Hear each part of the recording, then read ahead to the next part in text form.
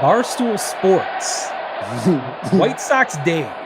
Uh, White Sox Dave, I've always described him as a miserable prick with a punchable face. But And it came close. I think it got yeah, close. It got close. he had a basically a publicity stunt that went awry on him, where he found John Cusack, famed Chicago actor, famed Chicago baseball frontrunner. He is a fan of both the White Sox and the Cubs, and very prominent in both parks when they are in the playoffs. This is not a new thing. This is Goes back to 05 when he first appeared in the park.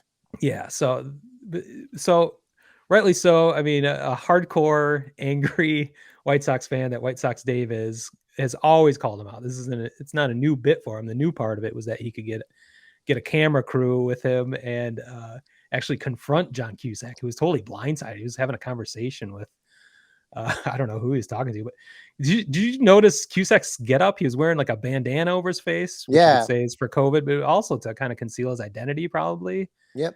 But somehow White Sox Dave spotted him out right away. But he had the fingerless gloves and just an all black hat. He was very inconspicuous, but somehow he engaged directly with WSD in the debate that Dave wanted to have, that you can't be a Cubs and White Sox fan, which I actually agree with 100%. I'm not a Chicago native, but my history with the White Sox is long. I've talked about it over and over again here, but I had never had any desire to be both a White Sox or Cubs fan. So I've never fully understood how a Chicago resident could embrace both teams. And especially since, at least in my time there, since 97, the vitriol was definitely up.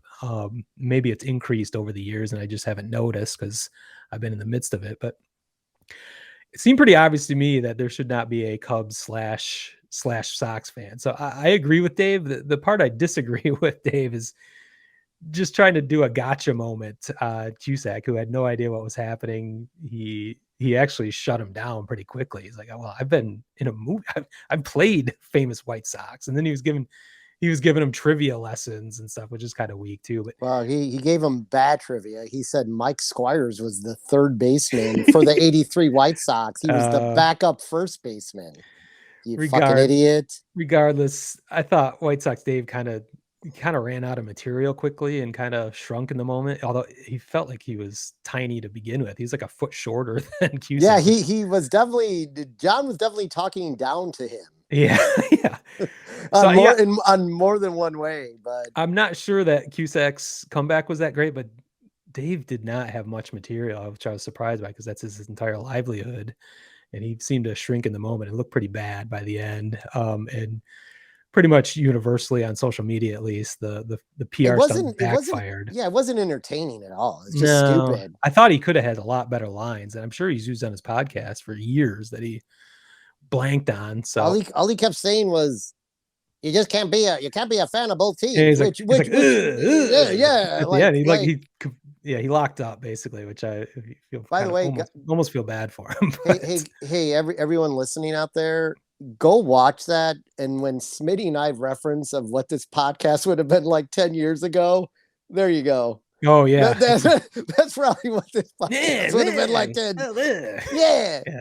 Not many people would want to listen to that, or fewer than listen to this right now, I guess. But anyhow, I digress. But yeah. So I think Cusack wins, kind of.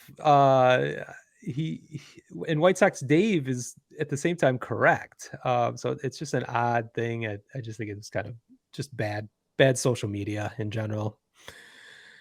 So a marred, maybe a black mark on the Black Sox, the Black Sunday Sox magic. But other than that, a fantastic night for you guys.